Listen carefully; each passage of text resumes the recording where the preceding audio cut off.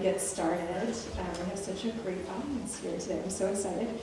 Welcome. I'm Amy Woolard. I'm going to be our moderator for today. I'm a resident of Charlottesville here for about 30 years.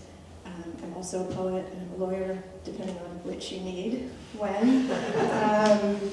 But we really appreciate you being here. Our panel today is called Healing Words, Poetry and Health. Can everyone hear us okay?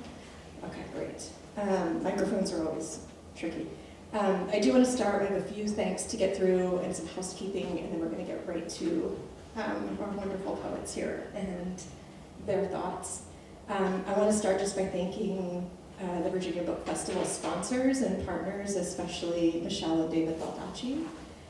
We have hosts here, the Jefferson Madison Regional Library, thank you so much. We have booksellers in the back, Stone Soup Books, who are out in Waynesboro, who are going to have books for sale of our panelists today.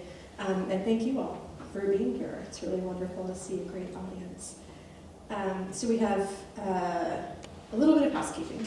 I just want to remind folks, please silence your cell phones now. Please check to confirm you've silenced your phone, even if you think you have. We want to be able to hear every word as our poets intend them, and we are one of the streaming sessions today, so we want to make sure folks at home can hear as well. Little disclaimer, our authors today represent themselves as we want them to do. Of course, they're not speaking on behalf of the Festival of the Book, Virginia Humanities, or the University of Virginia, but they are speaking wonderfully for themselves, and that's what we want them to do. And because of all of our aforementioned sponsors, hosts, and partners, we're able to keep the Festival of the Book mostly free to the public. So I really encourage you to consider making a donation at a level you're comfortable or able to, either by using the QR codes, which are all around the room, or by going to vabook.org/give. And then please make time to stay with us after the program today to meet our poets and talk to them, buy their books there in the back, and get them signed, which I'm going to do as well. And thank you all again. Our poets brought the sunshine today. I was afraid it was going to be raining, so I'm glad to see everyone out here. And I think what I'll do, we have two incredible poets with us today. We have Juyoung, who has traveled to Charlottesville from Seattle to be with us, and Brian Teare, who is a beloved community member here in Charlottesville, and such a generous member of our literary community here. I'm so happy to have you both. They are going to read from their respective collections, Word Toward from Cindy, and Poem Bitten by a Man from Brian. And I think what I'll do is I'll introduce each of you now. We'll have each of the poets read for a little bit. We will chat for a little bit, and then we all will chat for a little bit, if that's all right. Okay. So Juyoung is the author of Word Toward, with its poems out now or soon in The Nation, New England Review, Poetry Society of America, and the Iowa Review. A MacDowell, Kenyon Review, and Lambda Literary Fellow. She teaches undergraduate and graduate poetry writing. So welcome, Cindy. And a 2020 Guggenheim Fellow Brian Teare is the author of 7 critically acclaimed books, including Doomsday Days, winner of the Four Quartets Prize, and a finalist for the National Book Critics Circle Award. His most recent publications are a diptych of book-length ekphrasis projects exploring queer abstraction, chronic illness, and collage, which is the 2022 Night Boat reissue of The Empty Form Goes All the Way to Heaven, and the fall 2023 publication of Poem Bitten by a Man. After over a decade of teaching and writing in the San Francisco Bay Area and 8 years in Philadelphia, he's now an associate professor of poetry at the University of Virginia. He lives here in Charlottesville, where he makes books by hand for his micropress Albion Books. Welcome, Brian. So first we will hear from you, Cindy, however you like. We have a podium up here. You're free to stay at the table. If you go to the podium, I think maybe use the microphone. I think I will go to the podium. And I keep thinking, like, what can I say that won't represent the University of Virginia? How can I represent just myself? Well, it's such an honor to be here with Brian and Amy. Oh, you can take this one. Yeah. Oh. Maybe so. Well, just both. Yeah, just. I'm super super excited to be here, and I'm so grateful to the festival and for the committee and the hosts and everything like that. And thank you so much for coming out. My book is brand new, and the day that it came out, which was just a couple weeks ago, a friend wrote me and said he had read all my poems so closely, and he said, "Why did you change this poem?" And I said, "I did not change that poem." "What do you mean?" "It's a poem that takes text from my mom's words." So I was like, "I would never change that." And he was like, "What about the last stanza?" There was a missing stanza. I know. So I want to read the whole thing because it's connected, I think, to what we're talking about today. And you'll get to hear the last stanza. I mean, isn't that special? It's called P.S. Please Forgive for Grammar, and it's taking work from my mom's emails from, I don't know, maybe 10, 15 years ago. And since my part was the line breaks, I'm going to read the line breaks. Maybe you are not. Wake up yet. Today is another new day God allows us. I can't say I understand your feeling totally, but I remembered being your age. At that time I need to decide I live normal life or commit for movement. When I thought about parents, I couldn't decide easily. I almost think about death instead of getting through. Even I was 19, I felt like I had lived whole my life. 2 of my friends burnt their body to protest. Every day I feel shade of death near me. I overcame the material value like money or name at that time. Now I felt that agony made me more spiritual, rather worldly. I appreciated my struggling time after 25 years. But still somebody asked me, start my 20s again, I will say no. 8 years ago, I went to see 2 boys' grave. I felt so sorry about them. If they live now, they can see how our country is better now. Here's the last stanza. I don't know how to help you, but please remember. Love you, thank you being born my daughter. I know, it's such a good stanza. In my family, we say, I love you. It's a very loving family, but we only say I love you in English. It sounds too intense in Korean. So that poem, is my mom remembering these 2 very young people who were among a lot of people who were burning their bodies in protest, and not all of them died, but there were a lot of self-immolations, and of course I'm thinking of Erin Bushnell and an unnamed woman in Atlanta who died the same way, protesting the U.S.-backed genocide in Palestine. So I wanted to just read, in thinking about healing, a poem from my friend Fadi, who wrote a book in this fall, and actually he's still kind of editing it, like he'll send me whole new poems that aren't in the book even though the book is out.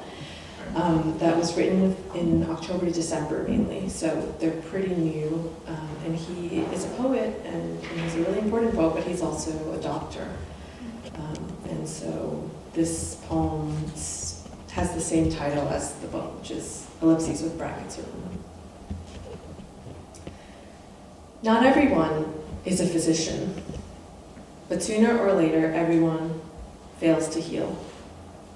In Gaza, a girl and her brother rescued their fish from the rubble of airstrikes. A miracle. Its tiny bowl didn't shatter. It's amazing that poets can be doctors and lawyers, right? I don't think I have so many, at least marketable skills. I love this movie called Leave Her to Heaven. It's from the 40s, and it was one of the first movies, like film noir movies, that was in Technicolor. So it was in this style, but it looked totally different. It's called Leave Her to Heaven, and so the poem is kind of taken from that movie, which has a scene where the protagonist throws herself down the stairs to have a miscarriage, to induce an abortion.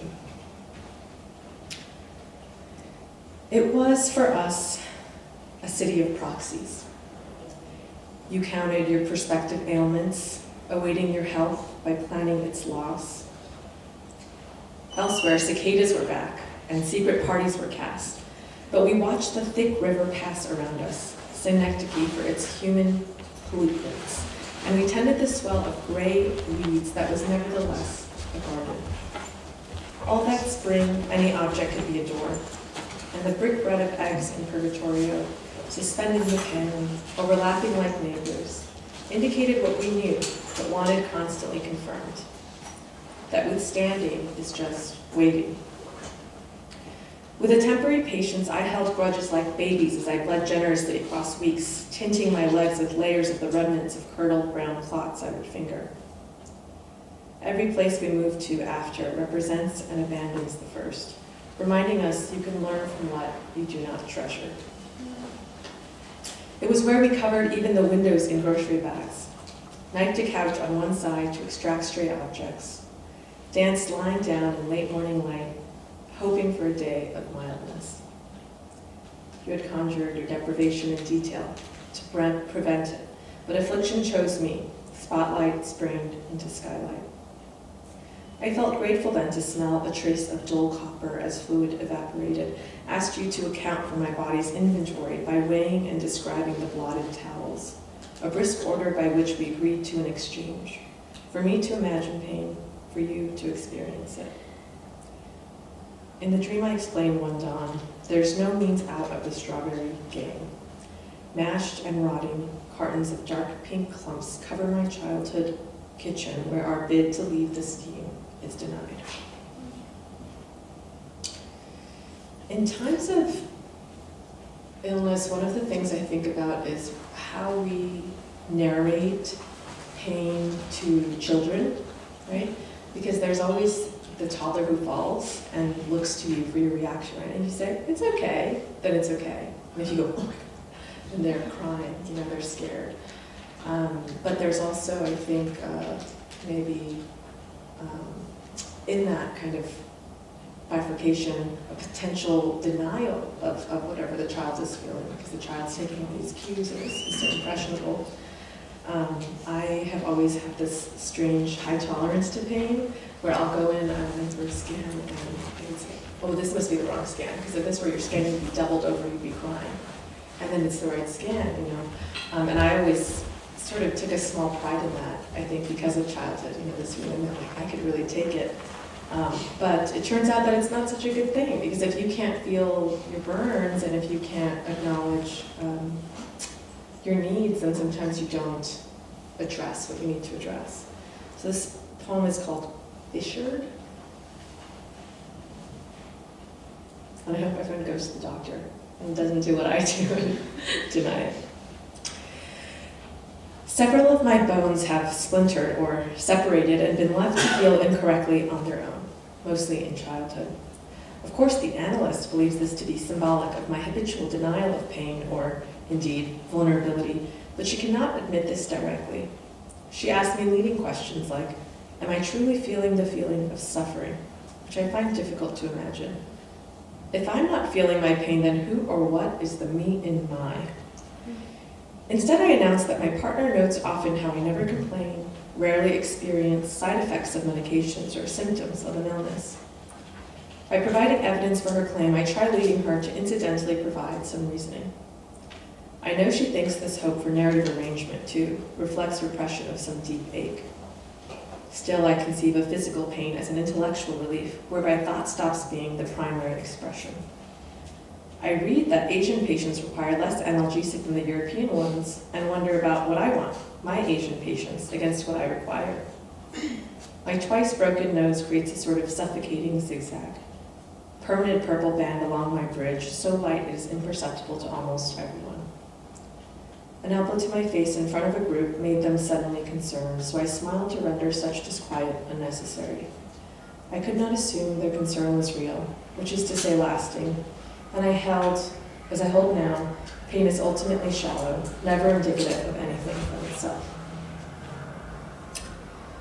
When I finished the book and when I was kind of tying up its loose ends, I reached out to everyone who could conceivably be thought of as included in the book in some way, right? Like a friend that I would have a conversation with and then lead to a thought that would end up in the book, something like that. Everyone I contacted was like, I don't really feel like this is about me, you know, but can you put my last name too? Like everyone was very excited. So all the nervousness of like, oh, I want to make sure everyone is comfortable faded quickly. My mom was like, what's the magazine called? I'm going to be famous. But my biggest challenge was this analyst responded quickly, but I was looking for a therapist who I had had in like 2011 and who had not only retired, but had a common name, and his practice had also shuttered. So I was like calling the home phones of colleagues that he had, 15 years ago. And I did reach him, and I read him. He has like this whole stance about him. So I reached out, I read it, I explained that it's not that I was asking for permission, but I just wanted to make everyone, comfortable, and I just didn't want there to be any surprises. For his first question was, is this like a real book or self-published? Did you Amazon? And then his second question after I read it was, oh, when was this? What's your name? And he couldn't remember it at all, but he was like, I'm glad that I said that. I sound wonderful. I'm glad that you're putting it in print. Just to say that sometimes I think that the collaborations we do to make a book are honoring the people and not necessarily exploiting them as we can sometimes fear. This one's called Faint.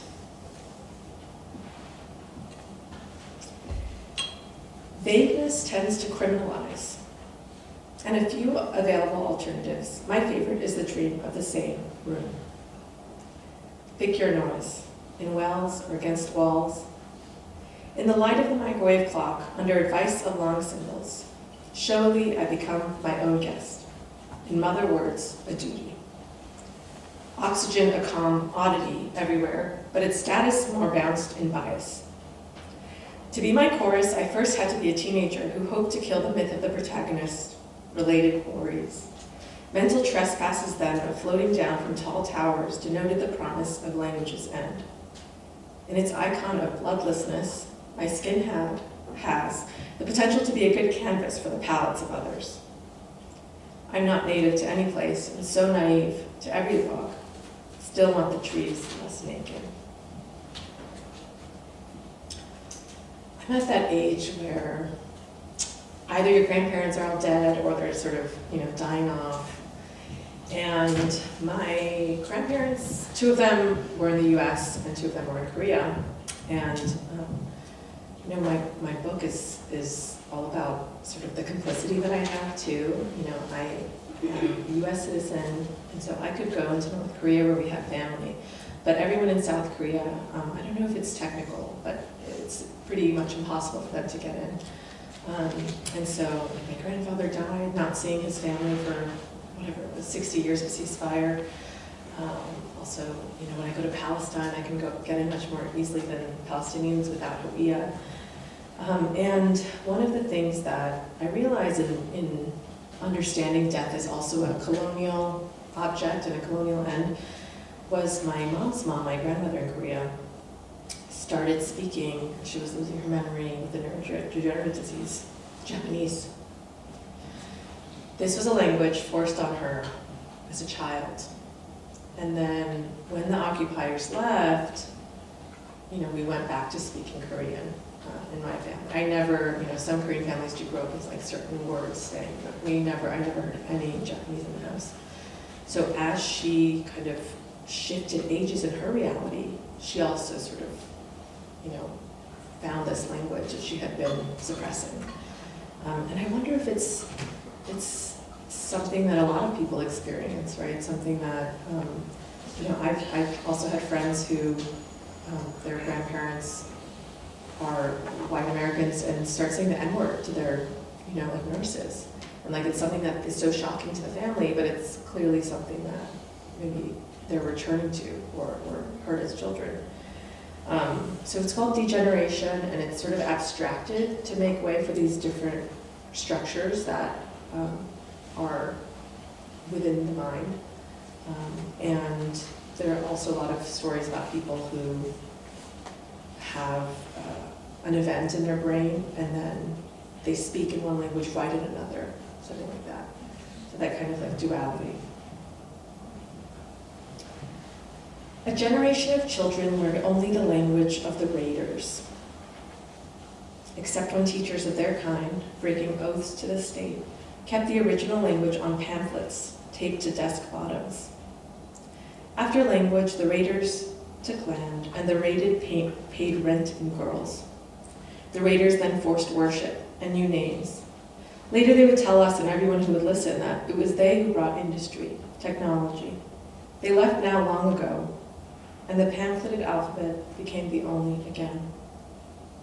But that generation of children is aging, and as their brains loosen with stroke or dementia or exhaustion, they inherit such dormant music and are carried into those policed classrooms. It could make anyone laugh to think that when they cannot recognize their apartments, their bodies, or each other, they know that language, the language of the raiders, which in hiding has become primary. Smiling at ceilings, they speak the words they did not treat their children. I'm going to end on a poem about luck. I feel like I've been very lucky in life. And one of the things that my book considers moving through the psych ward and the hospice ward and these different structures is how difficult it is to hear these kind of narratives about the courage that you have or the resilience that got you through. Because it sort of blames the people who didn't get through, right? Like it kind of creates this maybe dynamic of agency of like somebody who survived something that doesn't account for the randomness or like the kind of social environments that made the conditions possible for me to be the lucky one and for someone else not to be. So these are kind of ideas of luck that I had always heard growing up, but the poem works syntactically in multiple ways where you can kind of read all the first lines together and then the second lines and third lines, or you can kind of just read it normally. I'm going to just do it one way, but I think it's a reminder that people can end up at the same place using different routes, or also to create something totally different out of the same words. And the last thing I'll say is that there are all these kind of, oddities in the ways that we perceive of luck in different cultures.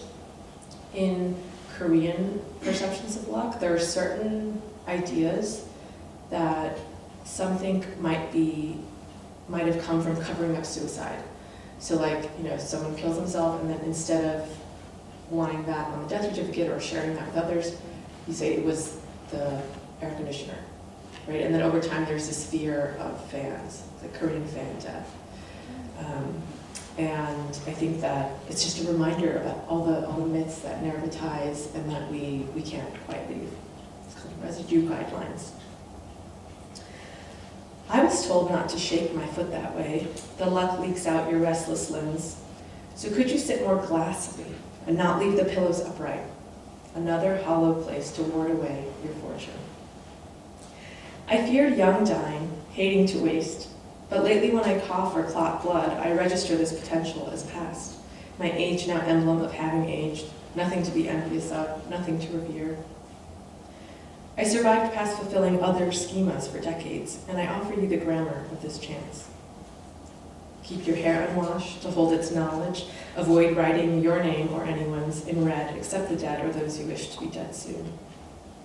Nights turn off your fans, collect your toenail clippings, and refuse hums so you dream of persimmons and pigs. And if you have loved, then be early, even earlier, to the after-death ceremony. And when you kiss the other grievers as you listen to the chants, force your legs greenly still. Thank you so much again. I'm so excited for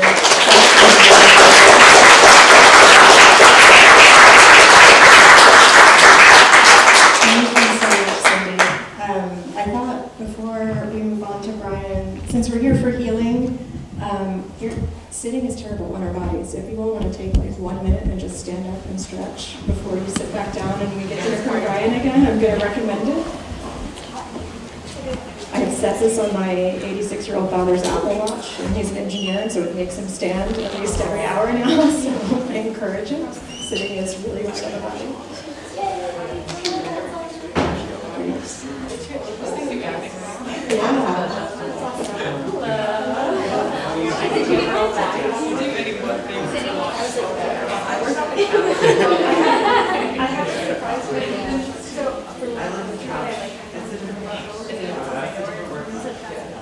Thank you so much for the reading, Cindy. And now we are going to hear from Brian Teare.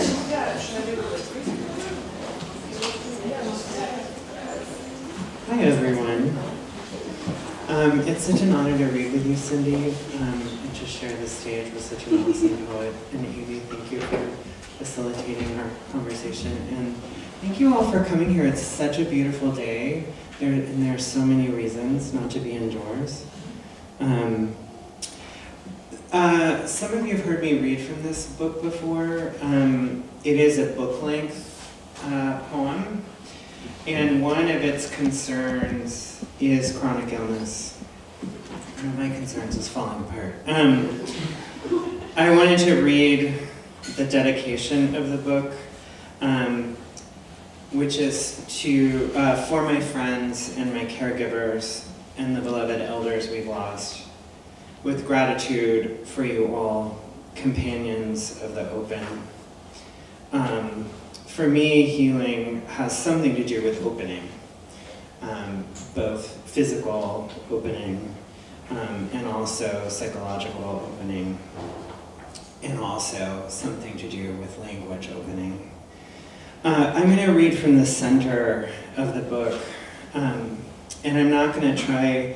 There's a lot going on in this book, and I'm just not going to try to explain it all. I'm just going to let you get right in the middle of it. But this section I'm going to read from, I just want to give a few content warnings for those of you who might be sensitive to. This really does depict a medical emergency, though in a kind of fragmented way, so it'll be a little intense.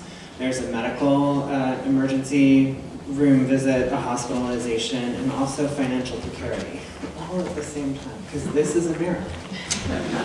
UVA did not pay me to say that. So I am gonna, and there's also some kind of physical details that might be a little gross, but you all have bodies. Nothing you ain't seen.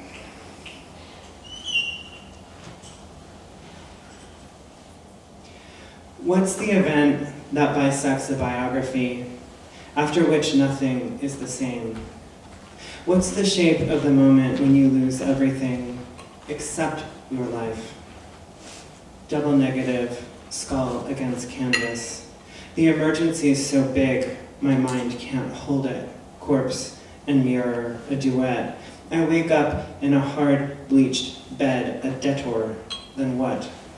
Ask another artist afterward, how do I do this? Writing or painting as a way of writing or painting, or as a way of doing something else. Another possibility. Way can be used to mean, this is the way I do this. This is the way he does this. This is the way he does it. I do it this way. The emergency is so big, my body can't hold it. I need to build a structure it can live in. Lead section, bronze jug, glove, glass, brush, dark glass, mouth. It swallows everything. I follow the taste of salt, thinking until the ambulance arrives. What's that even mean? I hear myself saying to the EMT. Someone pulls a curtain across it. This wordless event that never ends. All my strengths turn against me, decisive and unwavering when, well, I really don't know how to be ill. In meditation, in analysis, in book after book, I seek the right way to suffer as if it were a problem I could solve, blocked by stubborn wrong thought and circumstance. Migraine holds my brain in a white cup. Into the same bowl I scrub, I throw up hair, dried blood color, art materials, and food. In bed, I let each thought click, bead after bead on a bone abacus, occipital, cervical, thoracic, lumbar, sacral. But helplessness, when fear and dread have run their course, as all passions do, Agnes Martin writes, is the most rewarding state of all. What bullshit. Years pass in the dark like the bus beeping at the corner as it kneels, sound that means home. I don't want to leave. Each notebook sentence as it was, is, might be, A through Z, not a structure, not a construction, but if it were, all would be described and swallowed up. After the emergency, memory begins again behind a privacy curtain. Esophagus raw, each minute I spend here is literal money, the single tense in which I live. I hear a distant, distraught man weeping. I can't sleep thinking what this costs. How did I get here? What I too often leave out, I'm sick among people. Not unlike Jasper Johns in documentary footage, intent on the etching plate in the midst of a busy studio, I am at work. Pain, this tricky spot, his little brush dabbing at it. A tendency here to involve the eye and the arm. You're in a healing crisis, says Miranda. Then the doctor's awkward small talk before the rectal exam. His receptionist saying, we'll bill you. Even then, even in debt, the genuine, the miraculous, vocative, being, called into being in certain areas. One figure becomes the ground for the other figure. How I say I'm broke, and Antya asks, you're broken? Paint can't do that. The rough voice of the nurse saying hello when I wake up. Aim for maximum difficulty, writes Johns, in determining what has happened. If biography doesn't take care of that. Hospital white. It's also interesting. I forget to cry. Migraine leaks a fecal stain into the look of things. Fatigue changes the pressure and weight of them on skin. What I can't remember doesn't leave me.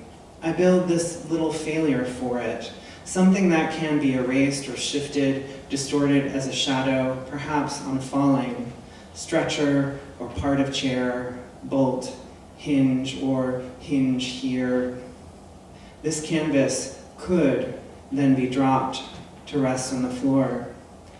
After Robert says, don't write about me, I notice neither Agnes nor Johns allow talk about biography, her psychotic breaks, his bitter breakup, their queerness. If adventure were a grid, if Fool's House were oil on canvas with objects, if I could gather loss under a title, Poem Bitten by a Man.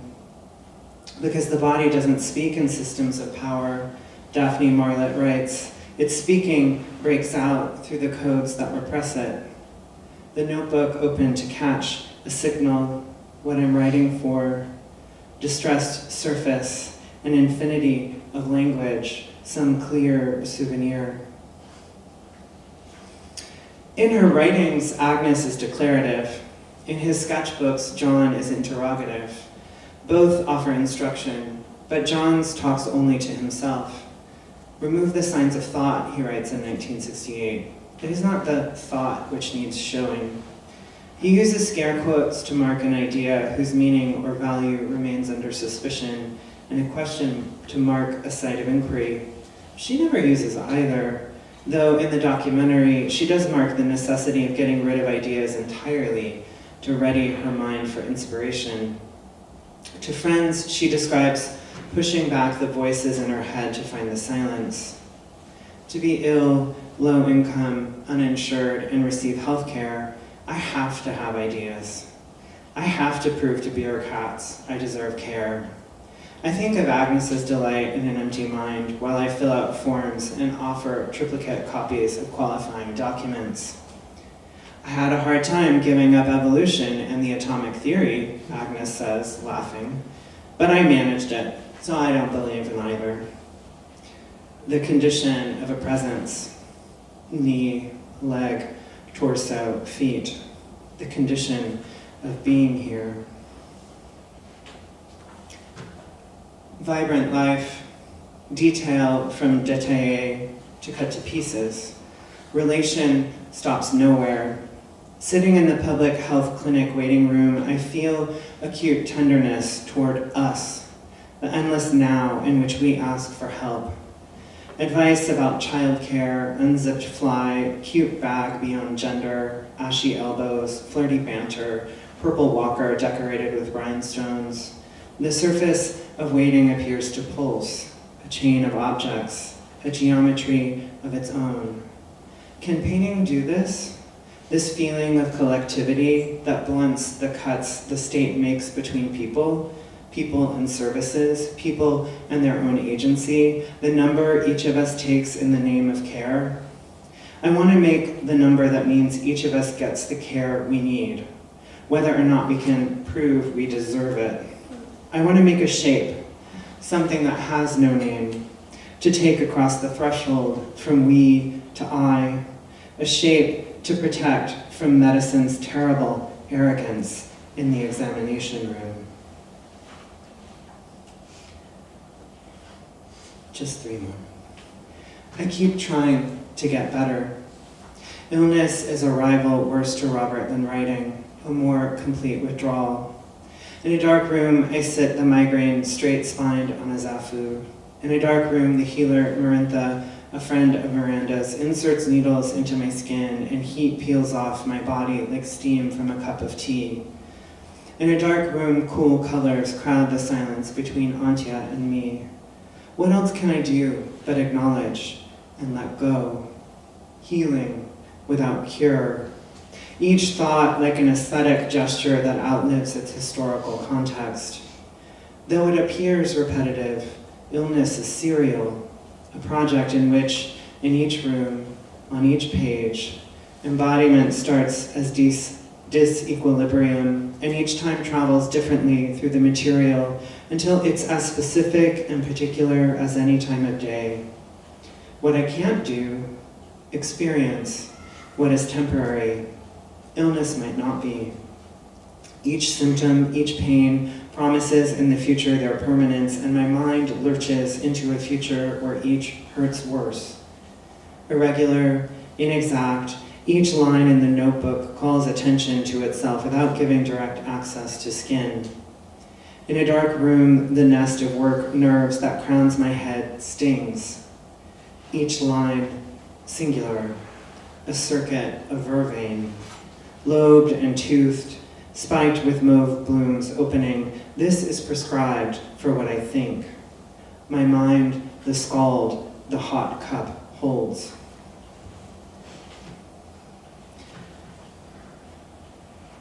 From the sickbed, where I seethe with grievance, invalid and invalid look the same. A saturating body that makes the whole assemblage flow away and breaks the symbolic structure, here where I'm not writing about Robert. I find a new hierarchy of passions in the minor literature written by the ill, cool side of the pillow, folded blanket behind the knees to ease the sacrum, ice pack on the head, lights out and curtains drawn. The migraine, the plaster negative of a whole head, a rubber positive of this, cut and stretched, laid on a board fairly flatly, cast in bronze, entitled Skin. With object like opacity, Robert lists all the things I can no longer do. He says he thinks of me now, not as ill, but as disabled. He says his desires blocked, cut off from all its connections. He uses against me my own body.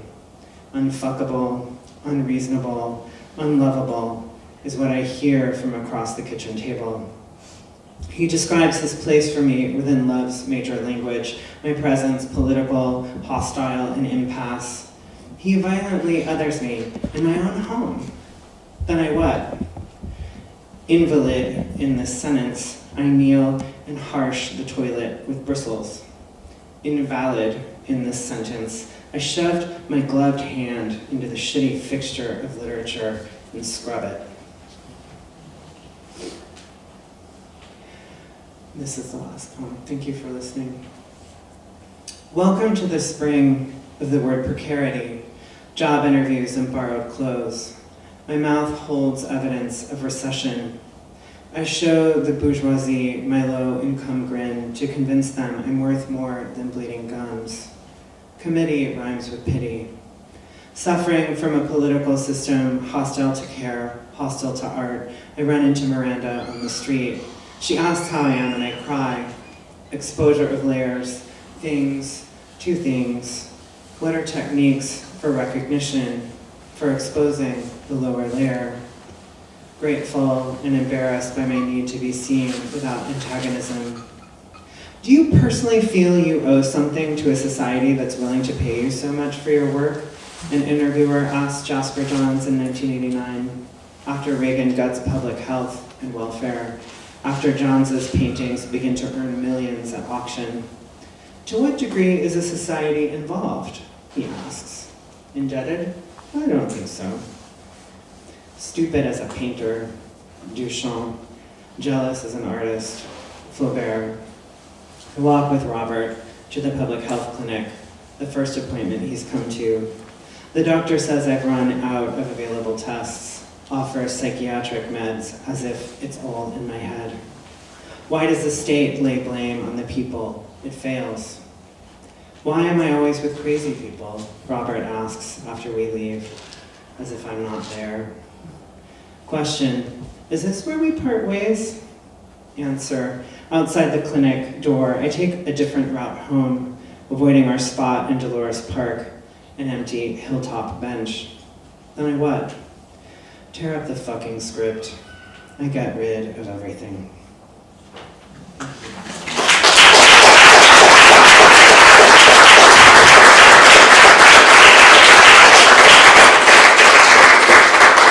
Thank you so much, Brian and Cindy.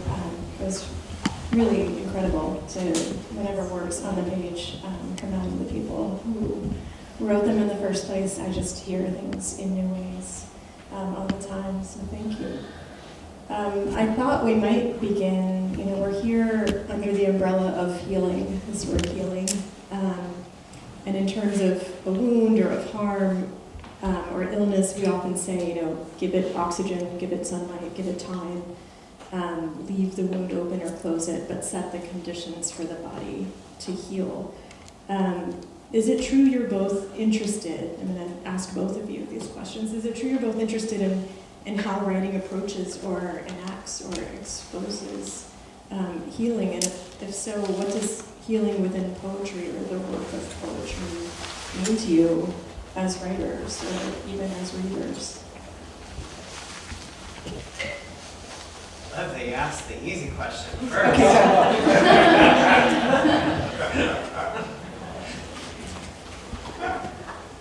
Do you wanna? I can start. I really love that you acknowledged that this is no shame or shade on the festival, but we were sort of grouped under this umbrella of healing, as though we are both interested in it. So I like that you're like, are you though? I appreciate that, because it's not a given that we are. This is the lawyer coming in. Yeah, I just celebrate that. And I would kind of suggest like,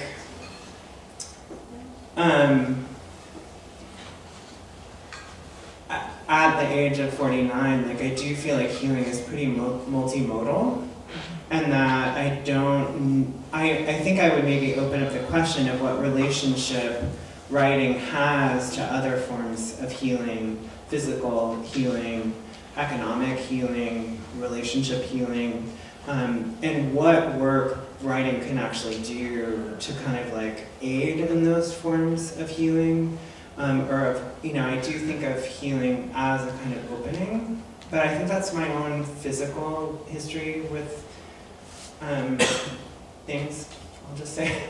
And I would also say, like, over time, my own relationship to that question has really changed. Like, I think when I wrote my first book, I really thought was coming from a very psychoanalytic perspective, trauma-based perspective, and I had read some article that was like, well, if you can put if one of the effects of PTSD is that like you don't exist in time in the correct way and you have these kind of memories that you can't kind of put in a timeline, if you can write work that then puts things back into a kind of narrative order, like good for you, you'll heal, et cetera. That was what I took away. That could be, I have since reread this thing that I thought said that, and it did kind of say that, but it said a bunch of other things that I conveniently ignored as a 20-something-year-old traumatized person.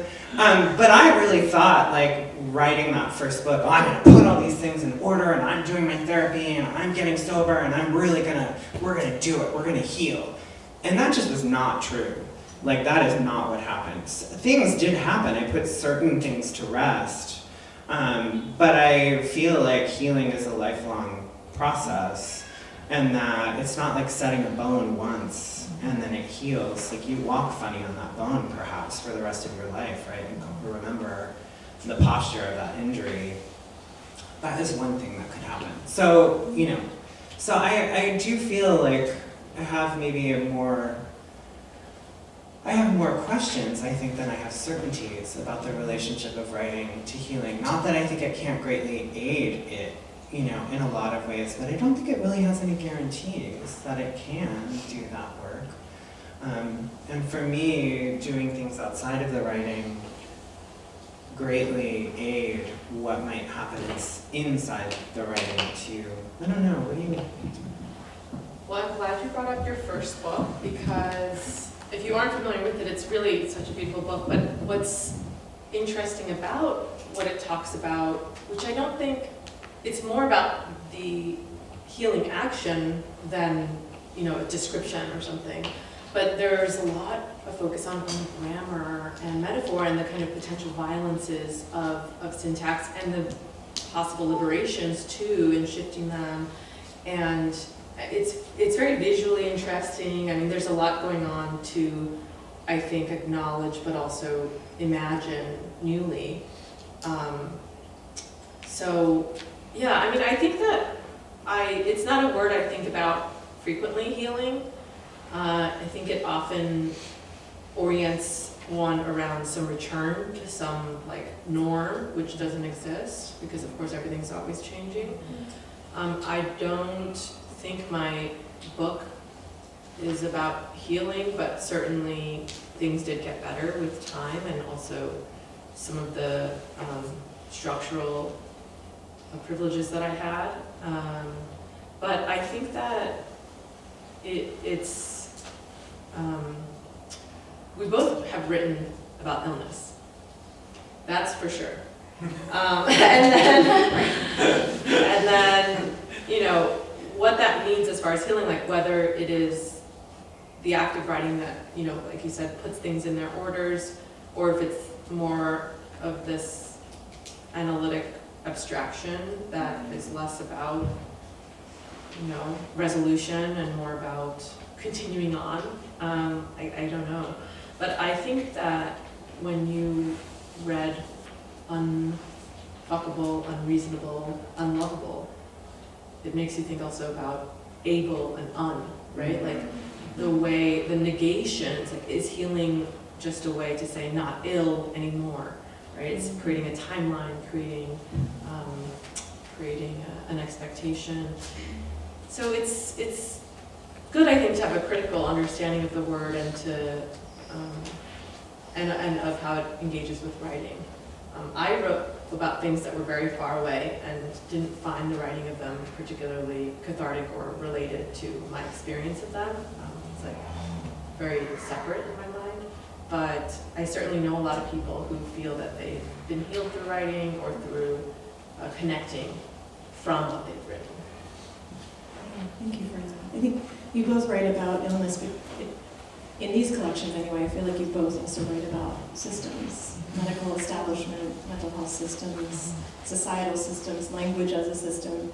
You sometimes use different approaches for that, but are you concerned, either of you, with systems change and what work these works or other work you might do in your lives can do towards that. And maybe can we talk a little bit about, we talked a lot about the self, maybe talk a little about your approach to encountering those systems and what your goals might be. I can't wait to hear what you have to say about that. I do think one of the hard things, which you've kind of suggested, if healing suggests or can in some popular narratives suggest a return to something, what that often doesn't acknowledge is that it's actually the structures that we live within that are injurious, right? It's really hard to, how do you heal from capitalism or from being low income or being uninsured when that continues to be the case, right? And you don't get, it's really hard to access, as I discovered, the services that you need to recover even from basic illnesses. So that's a really good question of like, if the structure remains the same, how does one heal or how does one access care? And I think those remain really open questions. I do still, collaborate a little bit with Dr. Irwin Matthew and Dr. Ben Martin at the UVA Medical Center in doing medical humanities education every year a little bit. And so, but that, as somebody who still goes to see the doctor and still gets treatment for chronic illness, like, I'm still very much part of that system and find sometimes myself being my own trust or my sense of care being re-injured in that continuity. So I always feel like I'm like sort of trying to heal that relationship and mistrust that I've had because of American medical health care, and then trying to heal it, then getting it re-injured, and then healing it again. And so I do feel like having real relations and feeling some agency is great, but so I feel committed to things, having these conversations, they can really instigate change, but I think so aware of the size of the structures, where, as you know, you're a lawyer. I mean, the systems are huge, and they're all pervasive. It's really hard to think as an individual. Yeah, and they're all interlocking. So how does one, if that's the source, one of the sources of your injury, how do you, also not deeply re-injure yourself in trying to push against them? I think that those are questions, I, again, hold them open as questions. And I'm not here to be like, I have the perfect guidebook for you. But I do hold those, I think holding the questions open is one way to go forward. Yeah, that's a wonderful question. Thank you. Yeah, I took a class on this thing called Alexander technique, which is a dance technique that a lot of actors take. And it's about posture and all these things. But one of the things that they warn against is trying to be like, have good posture, do this, do that, because you end up overcorrecting and you also can injure yourself. So the focus is don't put your shoulders up, right? Don't do that, right? So negating the bad kind of impulses that were created because of our backpacks or whatever it is. And I think that it can be really important to acknowledge that it's not your job to reimagine the system and fix its historical inheritances, but it is enough to just sort of say, well, this is not right. Like for me, one of the things I thought a lot about is like the architecture of these spaces. Like the psych ward, because I was held involuntarily and against the will of my family as well. And so, and it is like a prison, and they have these special doors that they don't have in any other part of the hospital, so the architecture really stands out to me for the psych ward and hospice ward of like something that this isn't right. I don't have the blueprint for what it should look like and what it would be helpful while these systems exist to care for people, but I know that what's happening is not correct. It's not well. And you document some of the effects of those constraints. You really, there's that one really powerful line about needing to get permission to shit without being observed, and sort of some of the ways in which being surveilled inside of those, they're designed internally to be surveillance systems. So I feel like you document that really powerfully in the work in some of the poems. Yeah, aloneness as a kind of privilege. Yeah. Thank you both so much for sharing that, for opening yourselves up to us. I really appreciate that. And we have some time for a few questions from our audience here. We don't have mics to pass out, but so please either project or we're going to try and repeat the question so everyone can hear it. Go ahead. So, 23 years ago, I was in a relationship where my jaw hurt all the time. My throat felt closed up. It was an abusive relationship. And once I got out of it and could speak and really write, it all went away. And I'm just wondering if that ability to write, even if it doesn't heal you, it relieves kind of a pressure or a... Can the writing of an experience undo some of the pressure that could come up, for example, a tense jaw in an abusive relationship, is the question. Or you know, you were saying like what your partner was saying to Right. you, and you were able to write how angry that made you. But that was a decade ago. Uh-huh. So for me, that took a really long time. So one thing I didn't say about this book, but hopefully you could hear, is that it's a collage in part from the journals of that time. And so a lot of that direct kind of transcription of that was like really close to the time, but I couldn't go back to those. I did leave that relationship, obviously. But it took me a decade to really come back to those pages and to really put together. I didn't even really understand it, and I hadn't made up my mind about that relation. I'd made up my mind enough to be like, okay, we're not together anymore. But interestingly, I've like toured this book. I don't know if you've had this experience. I toured this book all fall, and I would read parts that had more of the Robert character in them. And he is a mashup of Robert Rauschenberg, who was Jasper Johns' partner, and my own Robert. It just goes by the initial R in the book. And because Robert Rauschenberg was no peach either. And so, but people really did come up to me after some of the readings and be like, I'm so glad you're out of that abusive relationship. And I was like, wow, that is so not my narrative for that. Like, that's not even what I was thinking while writing this book, or like, I didn't even mean to write. He doesn't seem, not that I'm the best judge, let's be real. But it doesn't seem, I didn't feel like I wrote him as particularly abusive. So I do think, like, it took me a really long time, and perhaps I'm still figuring out, actually, or like the words know something I really don't about that experience, which I'm open to, you know, like, that's fine. Words are smarter than I am. So, but yeah, I do think, you know, I do think you're absolutely right. That language can help us open into another moment in our lives, for sure. And that can be a really physical, like a somatic event, as well as a psychological, like all at once. But I also am someone who's like, yeah, but it's also a process, and who knows when you're gonna know things about what you even went through. It can take years, you know. I thought I really understood my own story, and the older I got, the more I'm like, I don't understand shit. Like, even basic facts, I'm like, I just really don't know that much about what happened to me, yeah.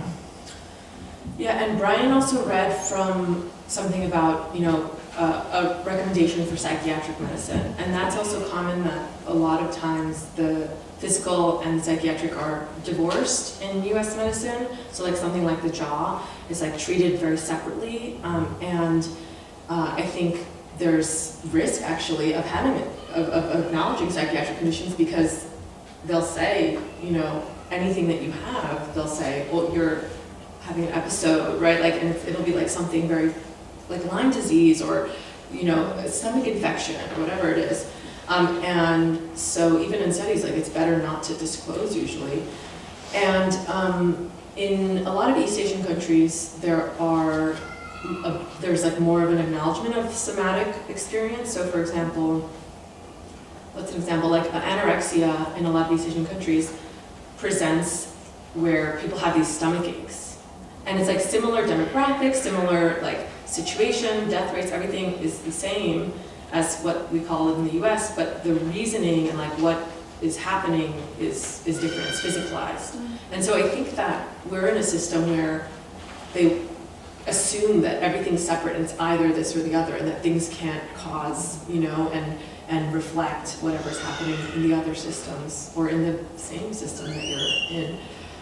And I think that that causes a lot of pain for people and a lot of misunderstanding and a lot of paperwork on the insurance level as well. But you're also, I like what you said, because I do think both sides have the same thing, that like Antje, the analyst I was working with, really was convinced it was psychological, and really wanted to, in a very analyst sort of way, like, oh, all your bodily experience is just a metaphor for what's happening in your mind, which I was very ferocious, like, that is not true. It's like disbelief. I still work with her, so like we got through that, but I was just like, no, and I am going to tell you how many ways that is wrong and disempowering and fuck you. And she could hold that and work with that. But the same is true of the medical. It's like the moment you have a hint of something psychological, they're like, oh well, it's probably not your body. Having a bad day. You're just crazy. Yeah. So So I did feel that struggle from both sides, actually, that everyone wanted to discount the other side, and it was really hard to actually end up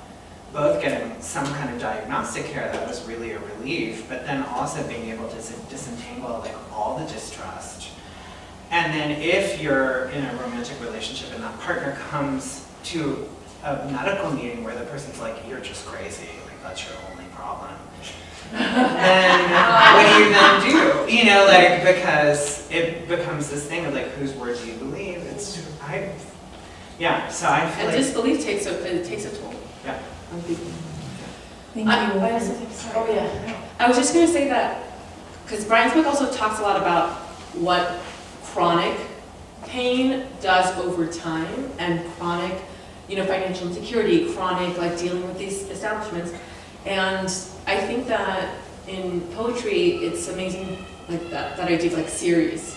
It made me think of like, Oppen has this book called Discrete Series, where there aren't like really full sentences, and it's unclear like if it's, because discrete series is like a statistical term, but it's unclear if like each poem is a part of the series or if it's describing the discrete series, or like Lily Long Soldier describes some of her visual work, and like that gets put in museums and stuff as series.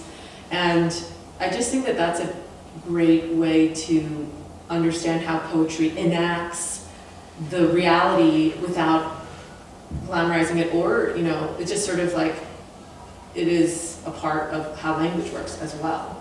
Well, you're talking about, thank you, that was really kind of you. I think you're also pointing to like form, and how in poetic form do we try to talk about these things. And I do think it's hard, as you can probably heard, like it was really, I found I couldn't really write discrete poems, like single poems that were more lyric about this experience. In part because, as kind of your question indicates, like I wasn't sure I had language for everything. I needed to cut things up into wholes and like for what I don't know. And for juxtapositions to happen that showed me something about my own kind of experience. But it was hard to do that. And I wrote it earlier about chronic illness, and that a reviewer said, it was a really ableist review, which I super appreciated. And that person said, like, well, he valiantly attempted to write about chronic illness, and chronic illness won. And I was just sort of like, wow, thank you so much. I really don't agree with you. But I mean, verdict clear. Yeah. Well, I think I do think like challenging the norms, the way that chronicity challenges the norms of form, like and the norms of narrative. Like we want illness to have a very clear beginning, a very clear ending. That's what our culture really loves. Even if it's death, they much prefer that just something like really unclear that doesn't have a good language for it, doesn't have an arc. Does that make sense? I mean, it sucks, but they're like, yeah, you should probably just go die because it's much easier for us to understand than this other form where like it's messy, we don't have the right language, it's also weird, you know, like. So I do think like trying to find forms that frustrate the kind of expectations our culture has, or like, I fell ill, got care, now I'm redeemed, and I'm whole, which is also a very Christian arc. Like, what does it mean to sit with uncertainty? What does it mean to sit with precarity and contingency? How do you do that? How do you do that and also get a reader to sit with you doing that? Because a lot of readers are like, actually, I kind of prefer who can blame anyone. I prefer a clear arc. You know, we all do. But sometimes that's just not what we're given. You know? Yeah. Thank you for your question. That just gave us a lot this afternoon. I meant to say earlier, Megan in the back was passing out surveys, I think. I don't know if you did already or not, but please take those. I think the book festival really relies on those and appreciates them. I think we have a minute for maybe another audience question, and then I want to make sure to give you all time to talk to our writers and buy their books and things like that. Oh, go ahead. So my question is, as you go and talk about your book or your books, and you meet people, I'm curious, like, I think anybody that's on a healing journey that has any type of illness, whatever it may be, and I like hearing you say that, like, you're not going back to the way it was. It's something that, like, you're living with, or you're journeying with throughout your life, about like sort of society and also and the individual people's response to like honoring that journey. Like in rooms such as this, do you find people to be respectful, and then just sort of, and also like an illustration of like the wider culture or the wider systems that may not have the same like honor and respect of this journey? Because I think anybody that deals with any kind of illness, or hopefully most people, grow in their empathy, grow in their heart. I've had my own challenges, I've had family members and close people with different challenges, and anyway, that's my question, I guess. So are readers and audiences able to respect and honor the healing journey while sort of on book tour? You're really good at deflecting. Yeah, right. So I'm wondering if you, no, not deflecting, but. I can answer first. I have instructions you for could the be live like, Brian isn't respectful. I just don't see it in that way for me, and I know that for other people it is that way, and that they experience my work that way too. The same thing happens for me with like activism, where people will say, well, this is sort of about these women who died in Atlanta, and like you're like putting yourself with them, and I feel like it's the opposite. I'm not a sex worker, and I'm not in danger, and like this is a poem about that gap. And so same thing with healing, where it's like I think there are so many great poems that are healing and that reflect healing, but I would say it's more that I think if you don't die, it does usually get better for most people, but it's not that I think that it was something I did. It seems like more something that I happened to receive, because it could have been that I did die as a teenager, and then I would never know, right? And that, all these like roommates I had, some of them are dead. And so I see it so much as having to do with chance. And I think there are people who talk about their healing journeys in response, and I think healing can be a really helpful narrative, especially when we're trained in this kind of hero's journey and have an understanding of the individual power. But I see myself as more sort of casting out in a more collective way and a less individual way. Yeah. What about for you? Especially across your different books and different so-called journeys.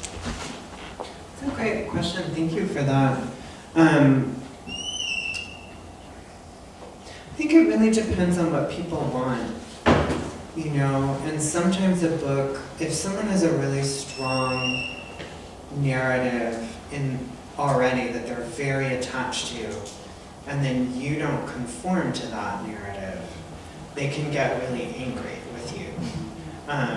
And they can also be irritated by your work, and that they're like, this didn't provide a linear healing journey, or whatever the case may be. So I love, as my students, some of whom are here, thank you for coming. As my students know, like I really appreciate when people are game. Like when they are just like, what is this going to be?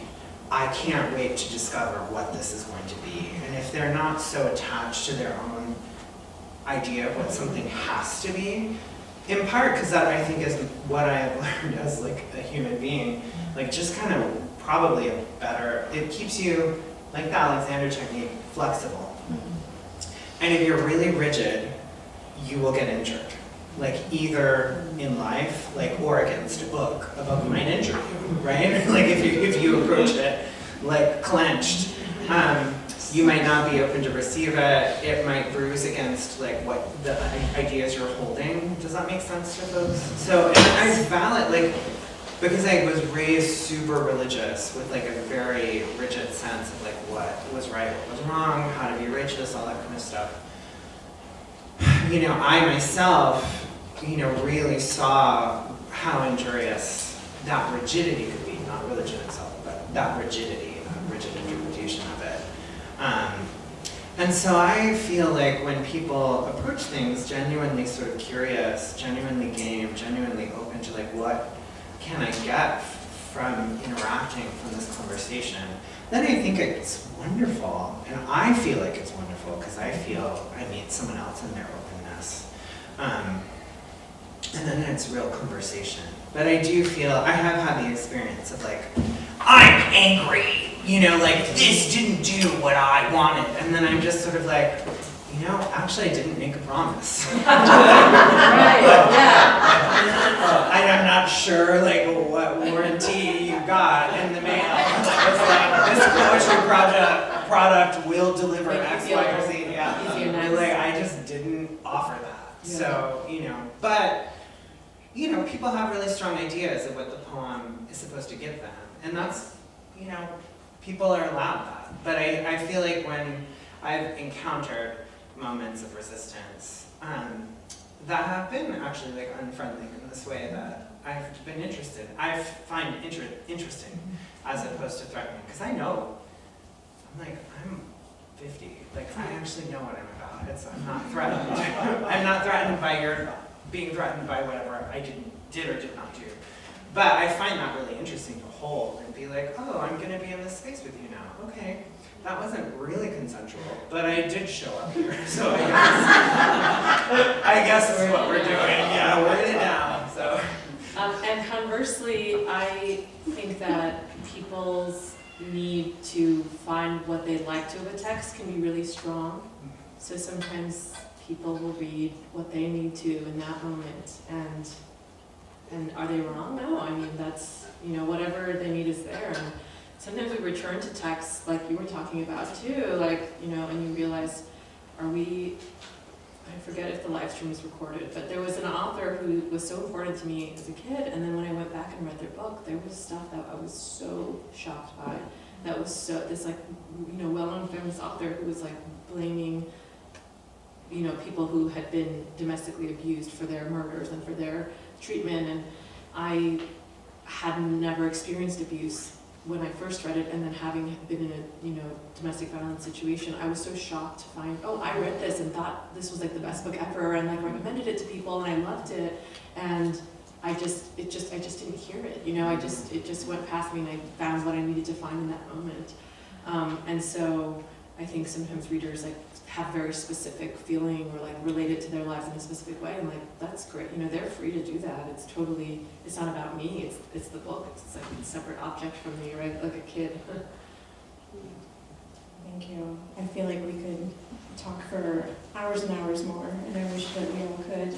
But thank you all for being here today. I really want to thank Cindy and Brian, your thoughtfulness and your generosity and your humor especially, and your time with us here today. Can we all thank them again?